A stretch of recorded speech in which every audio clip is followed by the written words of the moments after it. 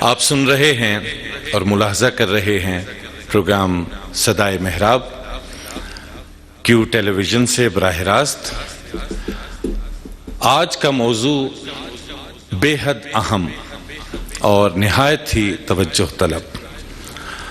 ہم حاضرین اور ناظرین دعا گو ہیں، اللہ تعالیٰ شاہ جی قبلہ کو ہمیشہ صحت مند رکھے اور آپ کی خوبصورت میٹھی آواز ہماری سماعتوں کا رزق بنتی رہے۔ آج کی اس محفل میں، اس بابرکت محفل میں، جہاں علماء کرام مشائخ اعظام تشریف فرما ہیں،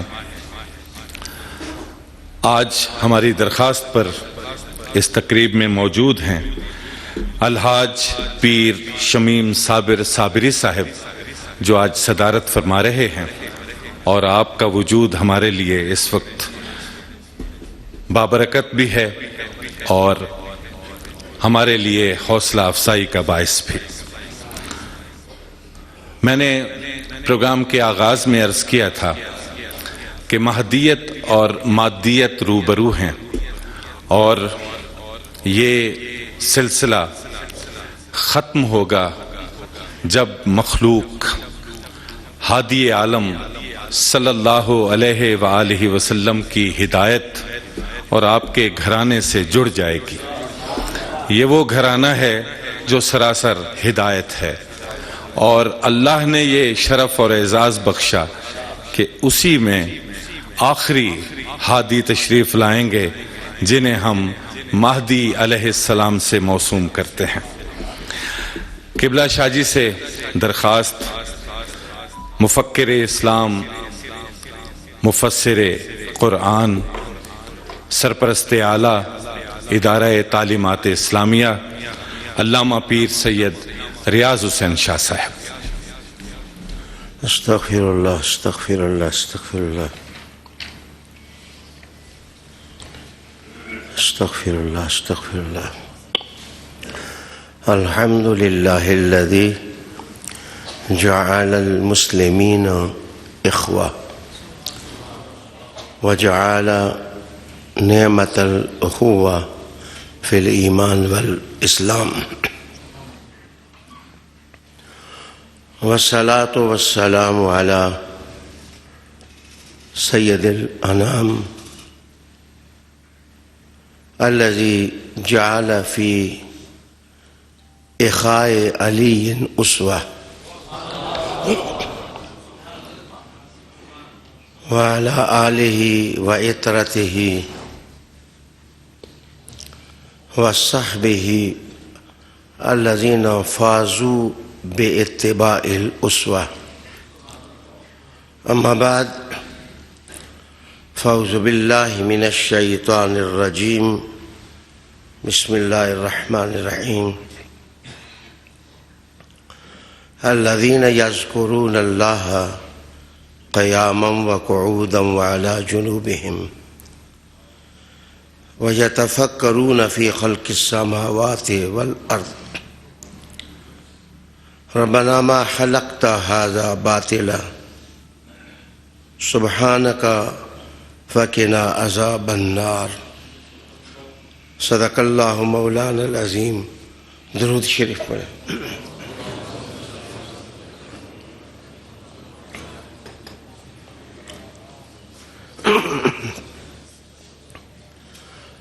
قابل احترام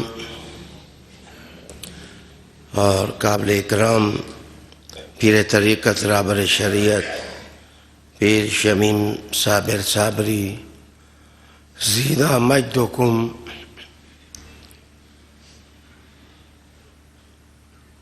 علماء، مشائخ، احباب کرام، ناظرین، حاضرین، میں اللہ تعالیٰ سے مدد چاہتا ہوں کہ میں اپنے موضوع پر چند حرف کہنے کے قابل ہو سکوں۔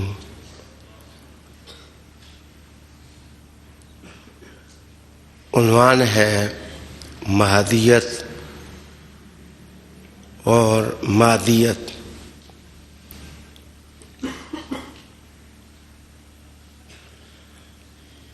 معاف کیجیے، علامہ اقبال نے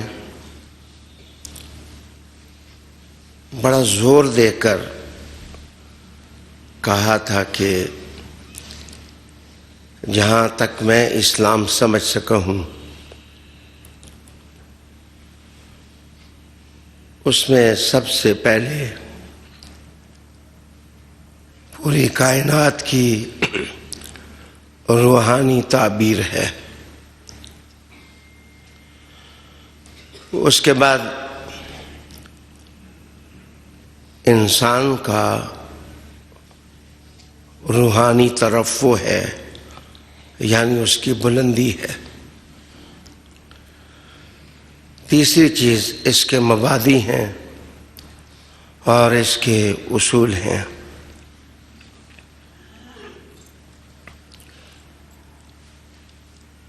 اقبال نے کہا تھا کہ جب تک مسلمان کائنات کی روحانی تعبیر نہیں سمجھ پاتے شاید ان کو منزل کا سراغ نہیں مل سکتا۔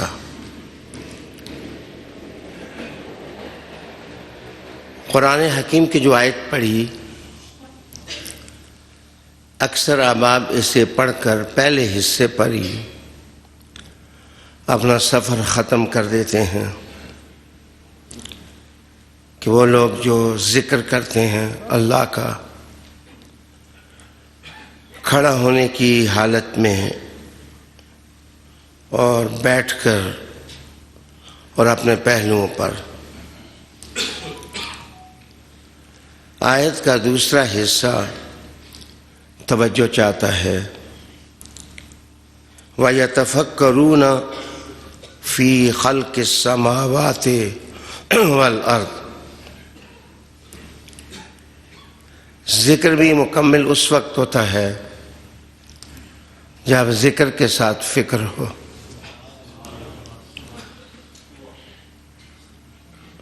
معاف کرنا، اور فکر جو ہے وہ اللہ کی ذات میں نہیں ہے، فی خلق السماوات والارض ہے، آسمانوں اور زمین کی تخلیق میں ہے۔ یہ بات کتنی اہم تھی، حضرت ابن عباس فرماتے ہیں رضی اللہ تعالیٰ عنہ کہ رسالت میں آپ صلی اللہ علیہ وسلم مسجد میں تشریف لائے تو آپ کے عظیم صحابہ 3 حصوں میں بٹ کر تشریف فرما تھے۔ حضور صلی اللہ علیہ وآلہ وسلم پہلے ایک طبقہ کے ساتھ بیٹھے اور آپ نے پوچھا کیا کر رہے ہو؟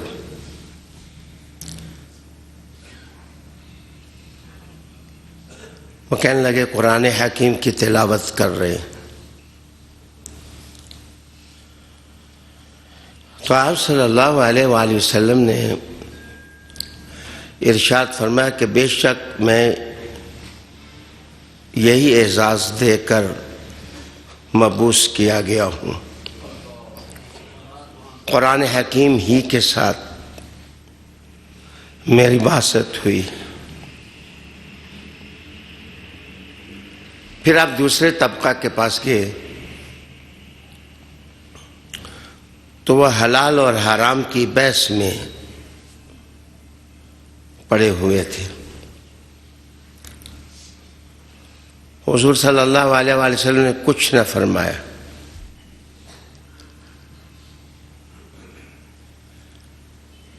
آپ نے کوئی تبصرہ نہ کیا، اٹھ گئے اور پھر آپ صلی اللہ علیہ وآلہ وسلم تیسرے گروہ کے پاس گئے۔ تو آپ نے پوچھا کیا کر رہے ہو؟ تو وہ کہنے لگے کہ اشیاء اور امثال کی ہم نفی کر رہے ہیں، اشیاء اور امثال کی ہم نفی کر رہے ہیں۔ یہ بخاری کی حدیث میں پڑھ رہا ہوں۔ اشیاء سے تو آپ کو سمجھ آ گئی، کیا آسمان معبود ہو سکتا ہے؟ نہیں۔ چاند ہو سکتا ہے؟ نہیں۔ ستارے ہو سکتے ہیں؟ نہیں۔ یہ نفی کی جا رہی تھی۔ رسول کریم علیہ السلام نے فرمایا کہ میرے رب نے مجھے اسی بات کا حکم دیا ہے۔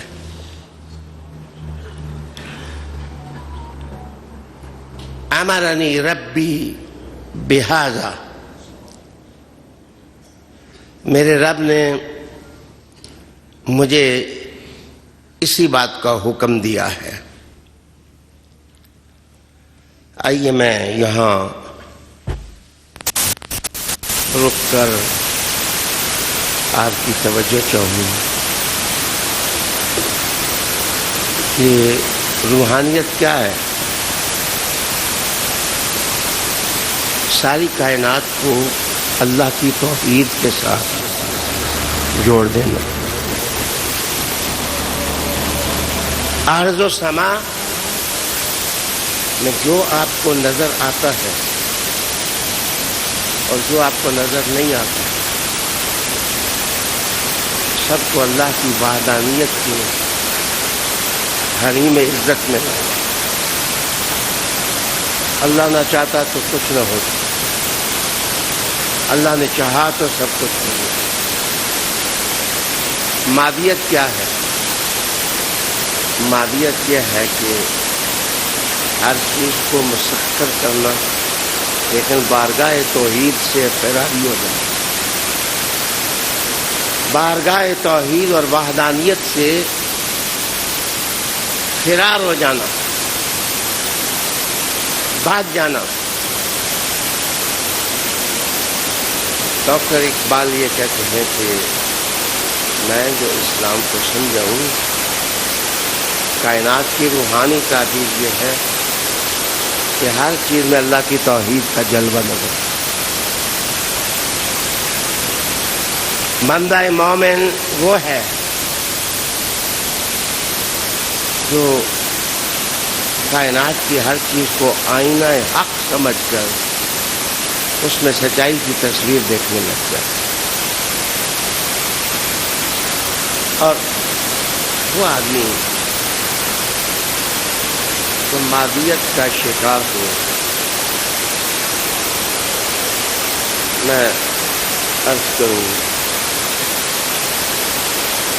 میری تازہ مثالوں پر شاید آپ میرے گلے کا بوجھ محسوس نہیں کریں گے۔ آپ جانتے ہیں کہ ایک ملک میں امریکنز نے جنگ لڑی۔ مزیدار بات ہے، یو نو اٹ بیٹر، کہ جس وقت وہ فارغ ہو کے اپنے وطن گئے تو ان کے لیے مختلف میڈل انعامات دیے گئے، جس طرح ہمارے یہاں نشان حیدر دیا جاتا ہے، وہ بھی دیتے ہیں۔ تو وہ جو سولجرز تھے انہوں نے وہ تمام انعامات اٹھائے اور پٹاخ سے زمین پر مار دیے، پھینک دیے۔ ان سے پوچھا گیا کہ آپ کیا کر رہے ہیں؟ انہوں نے کہا کہ سچ یہ ہے کہ ہم نے انسانیت کا قتل کیا، آدمیت کو ہم نے قتل کیا ہے۔ جو کچھ کیا ہے میٹیریلزم کے لیے کیا ہے، مادے کے لیے کیا ہے، آج ہمارا ضمیر ہمیں ملامت کر رہا ہے کہ نجات ساری تو روحانیت میں ہے، مادے میں نہیں ہے۔ ہمیں ہماری منزل سے دور کر دیا گیا ہے۔ ناظرین، جس وقت ہمارے بچے کھیلتے ہیں تو ایک جھولا ہوتا ہے، اس کو سیسا کہتے ہیں، انگریزی میں اس کو سیسا کہتے ہیں، SEESAW۔ اس کو الگ الگ نہ پڑھیں، گٹھا پڑھیں۔ تو وہ ایک بچہ ایک کونے پر بیٹھتا ہے، دوسرا دوسرے کونے پر بیٹھتا ہے۔ جب ایک نیچے جاتا ہے تو دوسرا اوپر جاتا ہے، جب وہ نیچے جاتا ہے تو دوسرا اوپر جاتا ہے، اس کو سیسا کہتے ہیں۔ ایک مغربی آتھر لکھتا ہے کہ اٹ از کنفرم،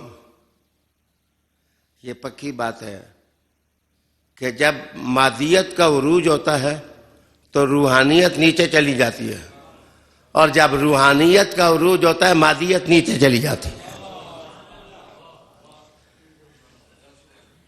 یہ دو ایسے پرندے ہیں جو ایک گھونسلے میں نہیں رہ سکتے۔ یہ دو ایسے جانور ہیں جو ایک جگہ نہیں رہ سکتے۔ پھر میں آپ کی خدمت میں عرض کروں کہ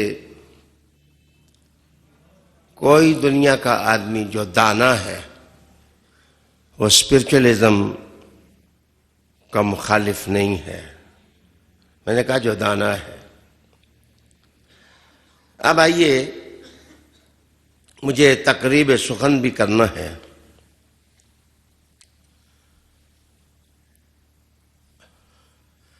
مادیت کا عروج کیا ہے؟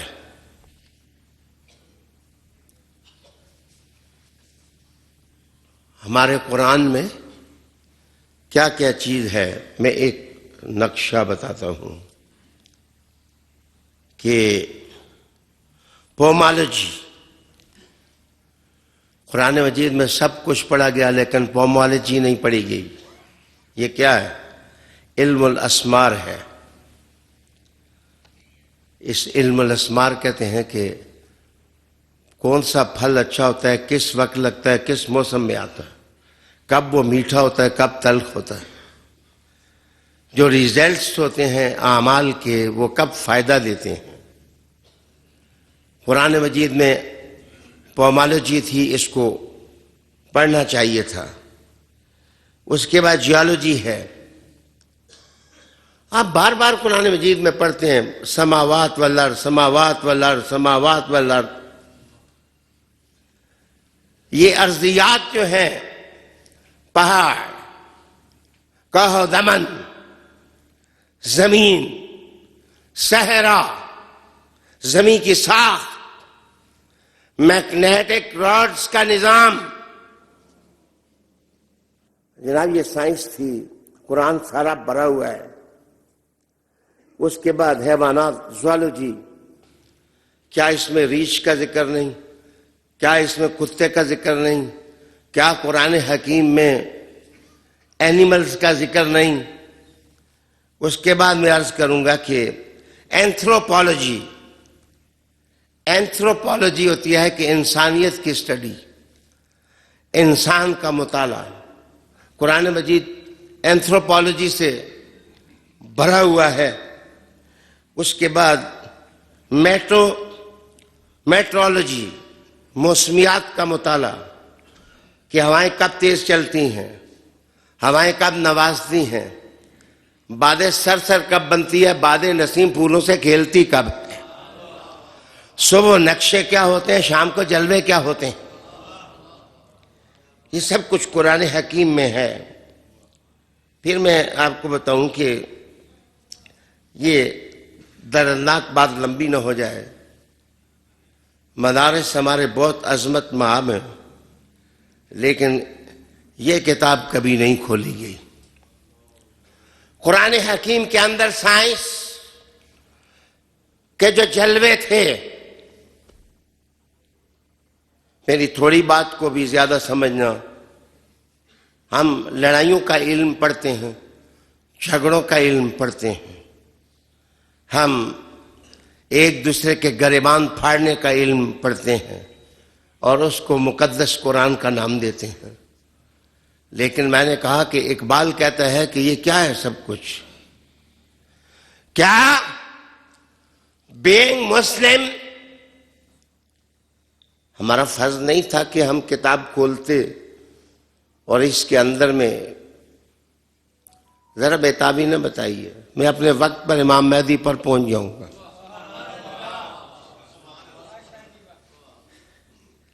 تھوڑی توجہ آپ کی چاہیے۔ تو میرے دوست، اصل مسئلہ تھا مادیت کی ترقی میں سب سے اہم چیز پیر شمیم صابر صابری صاحب دامت برکاتہم القدسیہ، پروفیسر مشتاق صاحب، آپ بڑے منصب پر فائز ہیں۔ اصل چیز جس کی طرف میں توجہ چاہتا ہوں وہ ٹائم اینڈ سپیس کا مسئلہ ہے۔ وہ ٹائم اینڈ سپیس کا مسئلہ ہے۔ ڈاکٹر اقبال نے پیر میر علی شاہ صاحب گولوی رحمۃ اللہ علیہ کو خط لکھا تھا کہ میں اس ٹائم اینڈ سپیس کے ایشو پر آپ سے بحث کرنا چاہتا ہوں۔ تو پیر صاحب کا وصال کا وقت تھا، تو آپ نے جواباً کہا کہ اقبال کو کہو میں دکان بند کر رہا ہوں اور بند کرتے ہوئے آپ آ رہے ہیں، یعنی آئی ایم گوئنگ فار، میں تو جا رہا ہوں اللہ کے پاس۔ ٹائم اینڈ سپیس کے مسئلے کو اللہ نے نبیوں سے kick مروائی۔ Try to understand my statement, what I am going to say. جو میں کہتا ہوں اس کو سمجھیں۔ انبیاء علیہ السلام سے پہلے ٹائم اینڈ سپیس کے مسئلے کو کک مروائی، لات مروائی، اور کہا کہ جس مادے کے پیچھے تم خوار ہو رہے ہو وہ تو نبیوں کے قدموں کی دھول ہے، وہ تو انبیاء علیہ السلام کی قدموں کی دھول ہے۔ میں زیادہ وقت نہیں صرف کرتا، 3 مثالیں دیتا ہوں۔ کیا ایسے نہیں ہوا کہ سلیمان علیہ السلام نے پوچھا کہ ملکہ سبا کا تخت جو ہے وہ کتنی دیر میں تم لا سکتے ہو؟ عفریت من الجن نے کہا کہ آپ اپنی جگہ سے مجلس برخاست نہیں کریں گے، میں لے آؤں گا۔ آگے قرآن کہتا ہے قال الذی عنده علم من الکتاب۔ ایک اور بندہ اٹھا، وہ لباس بشریت میں تھا، انہوں نے کہا کہ اے سلیمان پیغمبر آپ آنکھ بند کر کے کھولیں گے نہیں، دیکھیں گے کہ تخت آپ کے سامنے ہوگا۔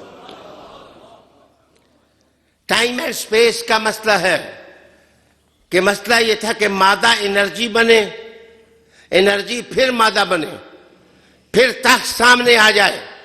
آج تک مسئلہ زیر بحث سائنسدانوں کے یہ ہے کہ matter can not be converted into energy and energy can not be converted into matter. مادے کو انرجی نہیں بنایا جا سکتا، انرجی کو مادہ نہیں بنایا جا سکتا۔ سلیمان علیہ السلام نے کہا دیکھ لو میرے حریم میں، میرا تو ایک ادنا خادم یہ کام کر دے گا، میرا تو یہ نوکر کام کر دے گا، ابھی میری طاقت نہیں کام میں آئی، ذرا میں جلدی کام ختم کروں۔ سلیمان تو مقتدی ہے، جس کے مقتدیوں کی طاقت کا عالم یہ ہو، محمد عربی کی طاقت کا عالم کیا ہوگا؟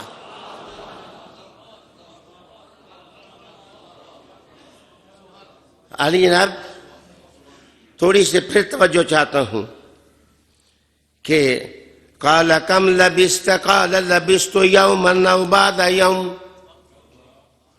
عزیر علیہ السلام نے ایک بستی دیکھی، وہ ویران پڑی تھی، انہوں نے کہا مولا یہ آباد کیسی ہوگی؟ رب کریم نے کہا کہ چل میں تمہیں سلاتا ہوں. عزیر علیہ السلام سو گئے. 100 سال کے بعد اٹھے.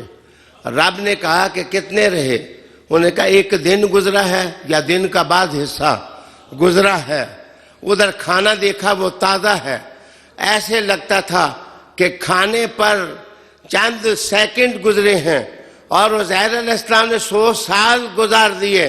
معنی یہ تھا کہ کسی کے لیے وقت چند منٹوں کا ہوتا ہے اور کسی کے لیے وہ وقت 100 سال کا ہوتا ہے.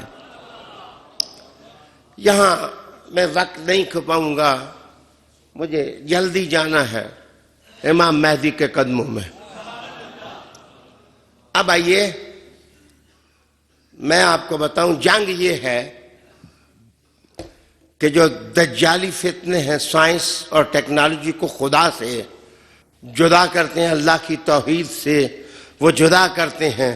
وہ سٹرگل کر رہے ہیں کہ ٹائم کو کیپچر کر لیں اور مکان کو قبضے میں لے لیں. اب نقشہ دیکھیے, میں حدیث شریف کی مدد سے دجال کا ایک نقشہ آپ کے سامنے لانے لگا ہوں. کہا جی فَلَهُ 40 لَيْلَةً يَسِيخُهَا فِي الْفَرْضِ.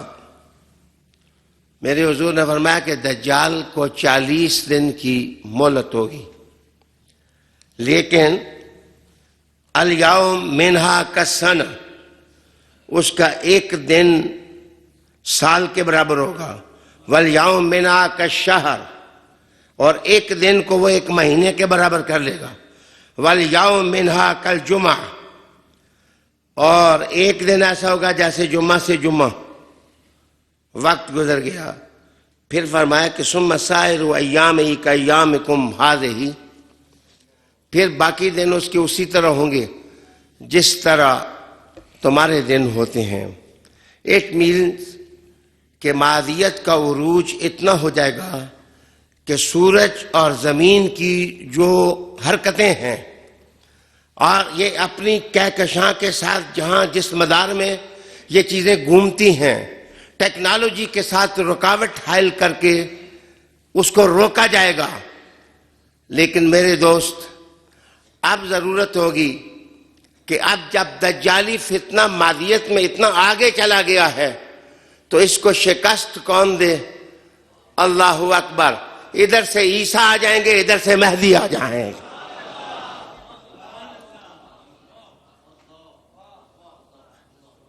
اب سوال یہ ہے کہ عیسیٰ علیہ السلام کیوں آئیں گے؟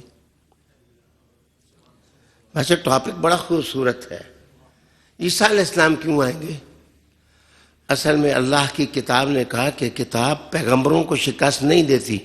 اگر یہ کام مہدی کر لیتے تو پیغمبروں پر یہ تہمت آتی کہ جو کام پیغمبر نہیں کر سکے وہ مہدی نے کر دیا.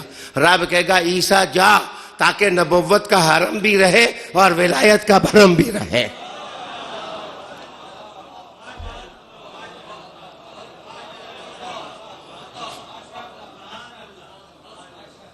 آپ ذرا جلدی نہ کیجیے. رسول کریم علیہ السلام نے فرمایا دجال جس سواری پر بیٹھے گا وہ سواری گدا ہوگی, گدے کی طرح, اور اس کے جو 2 کان ہیں حضور نے کہا اس کے درمیان 40 گز ہوں گے. میں نے پچھلے لیکچر میں کہا تھا کہ اٹ مینس کہ they are going to invent, یہ ایک ایسا طیارہ بنانا چاہتے ہیں جس کے جو جناب پر ہوتے ہیں, پروں کے درمیان فاصلہ جو ہے وہ 40 ہوگا. اب میں آپ کی توجہ چاہوں گا, دنیا کا تیز ترین طیارہ جو ہے وہ ہے جس کی سپیڈ وائس اور آواز سے تیز ہے, اور وہ امریکہ نے بنایا ہے. معاف کرنا, اس کی شکل دیکھیں, اس کا نام ہے X434. X434 میں نام بھی بتا رہا ہوں. اور یہ میرے پاس ایک عزیز ہیں, ان کا بھائی دراصل پائلٹ ہے, تو میں نے اس سے یہ معلومات اکٹھی کی ہیں. تو X434 جو ہے اس کی آپ شکل دیکھیں ساری گدے کی شکل ہے اور گدے کی شکل میں بنایا گیا اور اس کی سپیڈ بہت تیز ہے. دجال کو طیارے فراہم کیے جا رہے ہیں اور اس کا جو پروں کا فاصلہ ہے وہ کتنا ہے؟ سب سے بڑا طیارہ 80 فٹ ہوتے ہیں، اس سے جو چھوٹا ہو وہ 70 ہوتے ہیں، اس سے جو چھوٹا ہو وہ 60 ہوتے ہیں، اور جو سب سے چھوٹا کھوتا بنایا ہے جناب وہ 45 ہوتے ہیں. اگر یہ ہاتھ نکالیں تو میرے محمد کا قول نکلتا ہے کہ جب دجال کا طیارہ ہوگا اس کے جو سپین کا وقفہ ہے، پروں کا جو وقفہ ہے وہ 40 گز ہوگا. میں آپ کو بتانے لگا ہوں، باہر رنگے کے کھائی جام ہمیں پوش من بانداز قدترا بی شناسم. تم دجال کے لیے سواری تیار کر رہے ہو. مدینے والا کہہ رہا ہے میں دیکھ رہا ہوں. مدینے والا رسول کہہ رہا ہے کہ میں دیکھ رہا ہوں. جناب ویلاسٹی، ایکسیلریشن، فزکس کے نیومیریکلز، طیاروں کا چلنا، حواس کا بڑھنا، طیاروں کا اڑنا. بات سنیں، یہ وہ بات حضور نے کی ہے جو کافروں کے ہاتھ میں ہے، ہمارے ہاتھ میں نہیں ہے. اے اللہ تعالیٰ، کافر اگر کھوتا نہ بنائے، اونٹنی بنا دے تو کیا ہوا؟ کہا میرے مصطفیٰ دلیل دے رہے ہیں کہ کافر بھی خدا کا کچھ نہیں کر سکتے، ان کا وجود بھی میرے اللہ کے ہاتھ میں ہے. ان کا وجود بھی اللہ کے ہاتھ میں ہے. آئیے تھوڑا سا میں اس طرح بھی بڑھوں کہ آپ کو مزید آگے لے جاؤں. اللہ اللہ اللہ اللہ. میرے حضور نے کہا کہ دجال میرے شہر مدینہ میں نہیں داخل ہو سکے. میرے شہر مدینہ میں نہیں داخل ہو سکے. واہ واہ. حضور نے کہا اس وقت میرے شہر مدینہ کے 7 دروازے ہوں گے. حضور نے شہر کے دروازے بھی بتا دیے، لیکن 7 وہی مانیں گے جو مدینہ شہر کا ایک باب مانتے ہیں. جو علم کے مدینہ کا باب مانتے ہیں وہ 7 ابواب مانتے ہیں. پہلے ایک ماننا پڑے گا، 7 خود بخود مانے جائیں گے. اللہ اکبر. حضور صلی اللہ علیہ وسلم فرمایا کہ دجال کافی ساری روٹیاں لے کے مدینہ شہر کے باہر ڈیرا لگائے گا کہ مت کوئی ہتھے چڑھ جائے. لیکن جو حضور کے نوکر ہوں گے، دنیا اگر دہند نخیزم زجائے خیش، جو مدینہ میں ہوں گے وہ کہیں گے اگر ساری دنیا بھی ہمارے قدموں میں رکھ دیں تو ہم محمد عربی کا راستہ چھوڑنے والے نہیں ہیں. علی جناب واہ واہ. رسول کریم صلی اللہ علیہ وسلم کی ایک حدیث شریف آپ کو سنا کے تھوڑا سا آگے بڑھوں. رسالت میں آپ صلی اللہ علیہ وسلم نے فرمایا، عبد الرحمن ابن عوف کی حدیث ہے، فرماتا ہے لَيَبْعَثَنَّ اللَّهُ مِنْ اِطْرَتِي. جب مادیت میں اتنا عروج ہوگا، میں یہ دوائیوں کا افسانہ بھی بتاؤں گا. مجھے وقت ملا تو میں حضور کے ارشاد بتاؤں گا کہ کیا دوا استعمال ہوگی، اور حدیث کوٹ کرنا انشاءاللہ میرا کام. بعض لوگوں کو حدیث ملتی نہیں، وہ ایسے، میں کیا کہوں، ہم کہتے ہیں ابن ماجہ میں، ہم کہتے ہیں نسائی میں، ہم کہتے ہیں بخاری میں، ہم کہتے ہیں مسلم میں ہے. ہم حدیث کا حوالہ دیتے ہیں، وہ کہتے ہیں میں حدیث مانتا ہی نہیں. جو حدیث کو مانتا نہیں اس کو ہم کیسے مان سکتے ہیں؟ ہم نہیں مان سکتے. جناب لَيَبْعَثَنَّ اللَّهُ مِنْ عِطْرَتِي رَجُلًا، اللہ تعالیٰ میری اولاد میں سے ایک بندہ اٹھائے گا. دوسری حدیث میں اسمہ المہدی، اس کا نام مہدی ہوگا. پچھلی دفعہ میں نے بتایا تھا نا کہ چہرے پر تل ہوگا. آج ایک اور محبت کی خوشبو دینے لگا ہوں. پتہ ہے میرے حضور نے کیا کہا؟ افرق الثنایا، افرق الثنایا، اللہ اللہ اللہ اللہ اللہ اللہ۔ یہ جو سامنے والے دانت ہوتے ہیں، دو اوپر اور دو نیچے، ان کو رباعیہ کہتے ہیں۔ جو قرات اور تجوید پڑھتے ہیں، جناب محترم مشتاق صاحب کو معلوم ہے، میرے حضور نے اپنے بیٹے مہدی کی نشانی بتائی کہ ان کے دانتوں میں تھوڑی سی بت ہوگی۔ ہاں، اللہ اکبر۔ دوسری جگہ کہا کہ افلج الثنیہ، افلج ہوں گے، افلج۔ آئیے پھر کہا کہ وہ میرا بیٹا جو ہے اس کو اللہ نے حسن میں میری مشابہت دی ہوگی، میری مشابہت دی ہوگی۔ کیا حضور کے دانتوں میں؟ جناب یہ وقفہ تھا، حدیث سنیے ترمذی کی۔ کان الرسول علیہ السلام افلج الثنیتین اذا تکلم روحی کالنور یخرج من ثنایا۔ حضور کے سامنے کے دانتوں میں تھوڑا سا پوز تھا، بت تھی۔ جس وقت حضور، یہ اس وقت جب منافقوں نے پروپیگنڈا کیا کہ اب تو دانت شہید ہو گیا ہے، تو اب ہم کہیں گے حسن کہاں گیا؟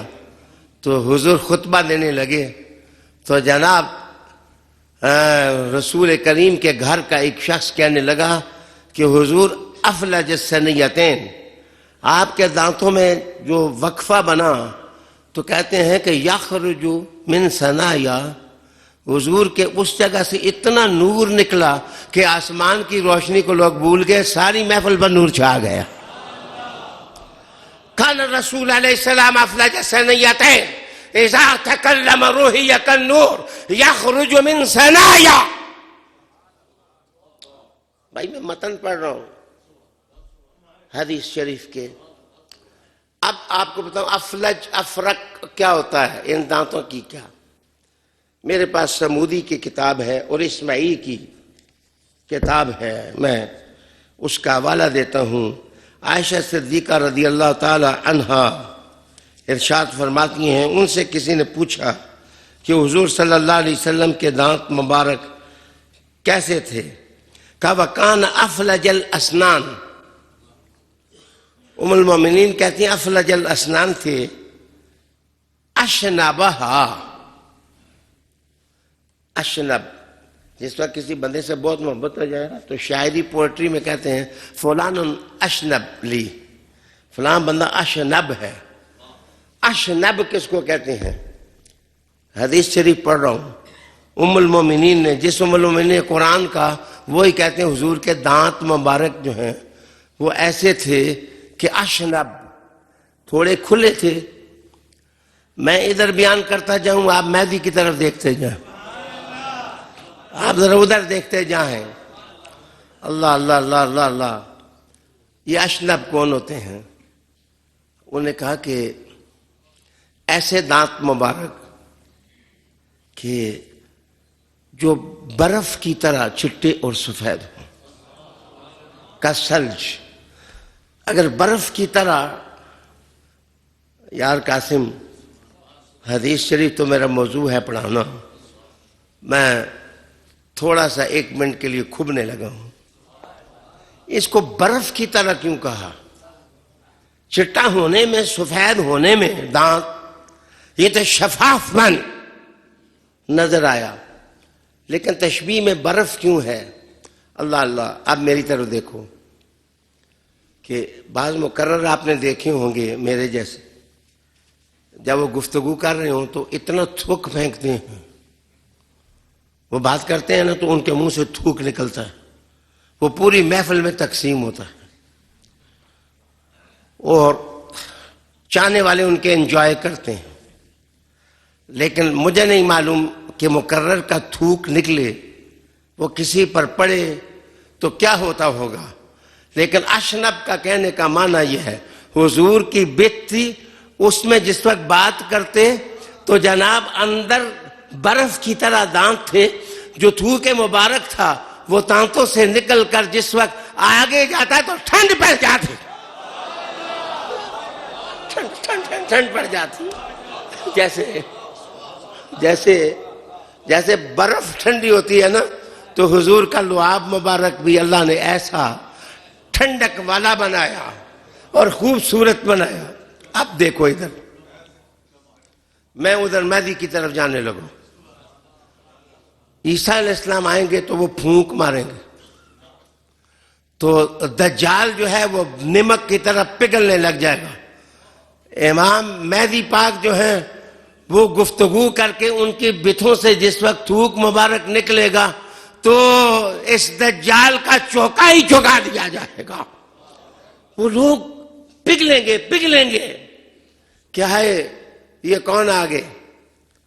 معاف کرنا، وہ لط تک امبر سوری کہ ٹائم نہیں، وگرنہ میں دمشق کی جامع مسجد سے لے کر اس جگہ تک کا سفر آپ کو کراتا کہ کتنا ہے، جن کی پھونک جو ہے وہ 80 میل دور جائے گی۔ تم طیارے اڑاؤ، جہاں تمہارے طیارے کام کریں گے محمد کے نوکروں کی پھونک کام کرے۔ اللہ اکبر۔ آئیے، سمودی نے ایک اور معنی کیا، وکیلہ ہوا تفلیجھا وکیلہ ہوا طیب نقعتھا۔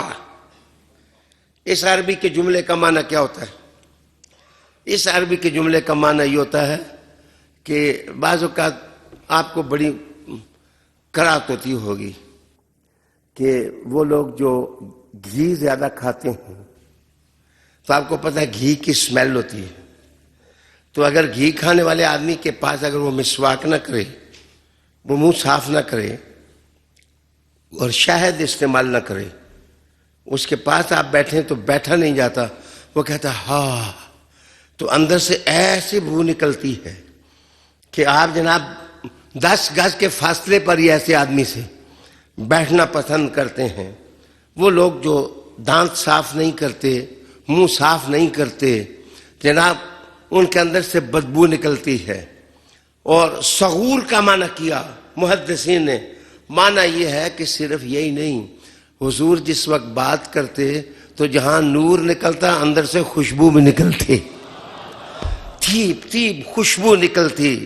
جناب رسالت مآب صلی اللہ علیہ وآلہ وسلم کے منہ مبارک سے ٹھنڈ نکلتی، نور نکلتا، روشنی نکلتی، خوشبو نکلتی۔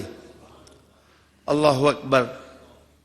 اور اگلا معنی کیا، وہ بڑا خوبصورت معنی ہے کہ ذو رمہ ایک شاعر ہے، اس نے بڑی پوئٹری لکھی، اس نے کہا کہ بعض لوگوں کے لفظوں میں شفا ہوتی ہے، ان کی بات جس وقت سنو تو بیماریاں بھاگ جاتی ہیں، تو کہا جس وقت حضور کسی سے بات کرتے تو اللہ حضور کی باتوں کی برکت سے اس کو شفا دے دیتا۔ امام مہدی پاک کی بات کر رہا تھا، ہے اتنا سونا کیوں رکھا، اتنا سونا کیوں رکھا؟ ظاہر ہے گلی گلی جس وقت مہدی بننے کی لوگ کوشش کریں تو مہدی اصلی جو ہے اس کو سونا ہی ہونا چاہیے۔ ہاں جی، یہ جو ڈرامے لگے ہوئے ہیں اور یہ جو فسونکاریاں ہیں کہ فلاں مہدی ہے فلاں مہدی، حضور نے نشانیاں بتا دیں۔ باپ کا نام میرے باپ کا نام ہوگا عبداللہ، ماں کا نام میری ماں کا نام ہوگا آمنہ، اور چہرے پر تل ہوگا اور سر پر میری دستار ہوگی، ہاتھ میں میرا رومال ہوگا اور میرا جھنڈا اس کے پاس ہوگا، اور اس کے دانت میں وقفہ ہوگا، اور جس وقت بات کرے گا تو شرق سے غرب تک بوئے مصطفیٰ پہنچ جائے گی۔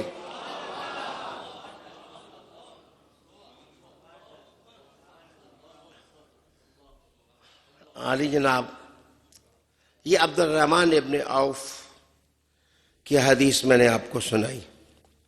الحاوی للفتاوی سے میں نے اس کی تخریج کی.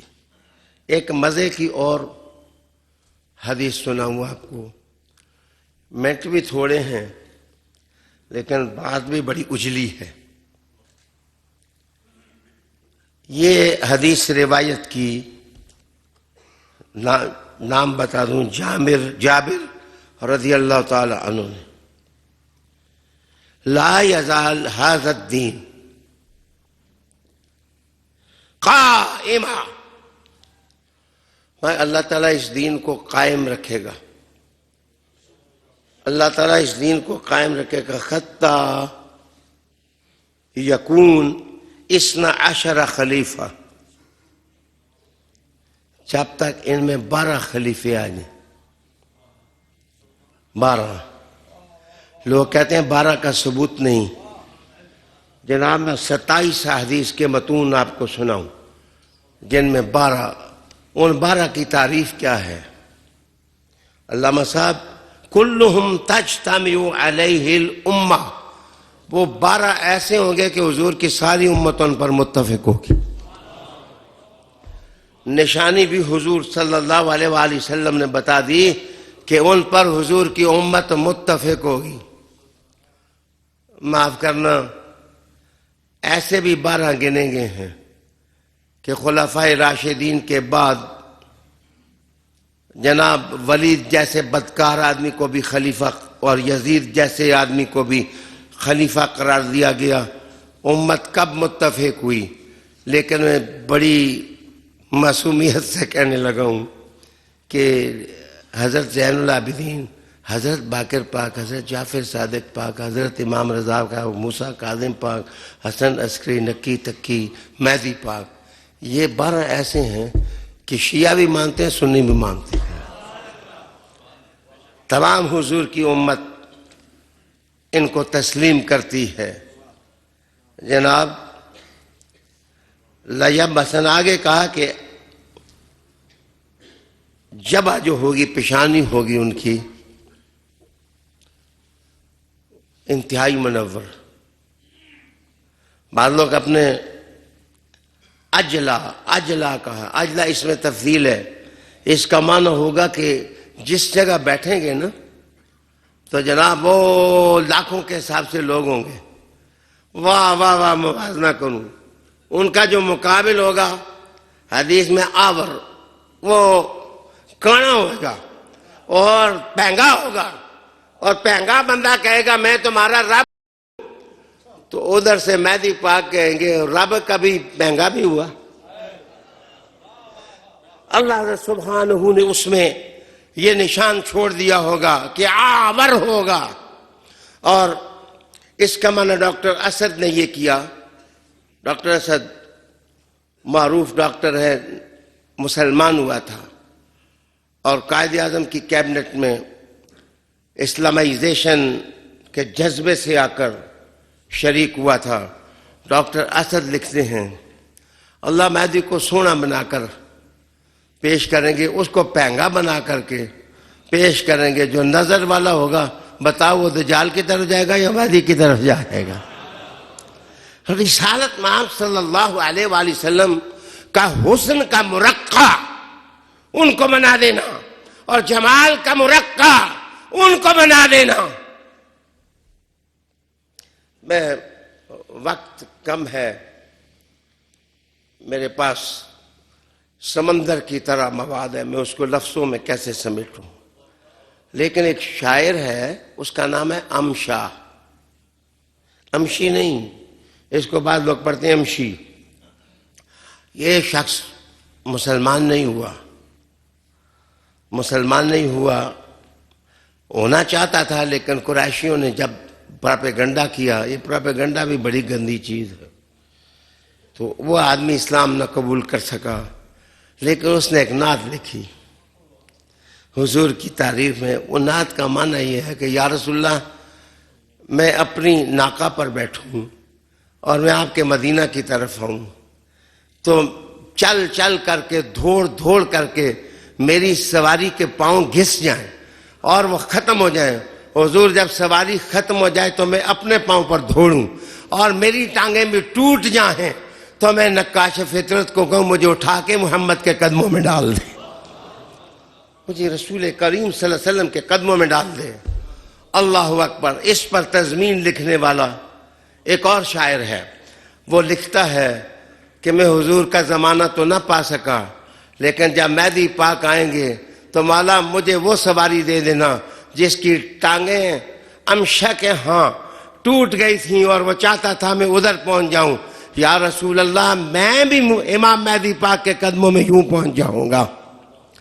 जितने सूफिया हैं, औलिया किराम हैं, बंदगान खुदा हैं, वो इमाम मेहदी पाक को मानते हैं हुजूर के कहने की वजह से। और अब मैं बताऊं कि कायनात में तब्दीलियां टाइम एंड स्पेस के हवाले से जो जिक्र की गई हैं, इमाम मेहदी पाक क्या एहतमाम करेंगे, इस सिलसिले में वो एहतमाम क्या करेंगे, ये टॉपिक और लजीज हो जाता है, लेकिन इसकी लज्जतें आज आप पूरी नहीं हासिल कर सकेंगे। अभी तो मैंने बताया है कि इमाम मेहदी का पुत्र कौन होगा और वो कितने साल इक़्तिदार करेगा, उनका पोता कौन होगा, ये सब कर्जे रह गए। इंशाअल्लाह लजीज अगले तो सोमवार को हम यौम सिद्दीक मनाएंगे, बड़े बड़े जलीलुल कद्र मेहमान आएंगे, उनका खिराज अकीदत तारीख़ का हिस्सा होगा। और इंशाअल्लाह मैं भी अर्ज़ करूँगा जो कुछ अर्ज़ करना हुआ, तो उससे अगला जो आएगा इंशाअल्लाह फिर मादियत और मादियत रूबरू, मैं इसी टॉपिक पर गुफ्तगू करूँगा कि हालात किधर जा रहे हैं और मुसलमानों को क्या करना चाहिए। अल्लाह मुझे और आपको अमल की तौफीक अता फरमाए। पीर शमीम साबिर साबरी दामत बरकातुहुल कुद्सिया दुआ करते हैं, और दुआ के बाद ये जो अज़मत है ना, इसने मेरे मसामे वजूद में भी दरीचे खोले हैं कलाम पढ़ करके। मैं आज चाहता हूँ कि इनके पीरों के सामने इनसे कलाम सुनूँ और महसूस हूँ। और ये सूफियाना कलाम बड़े रंग में पढ़ते हैं।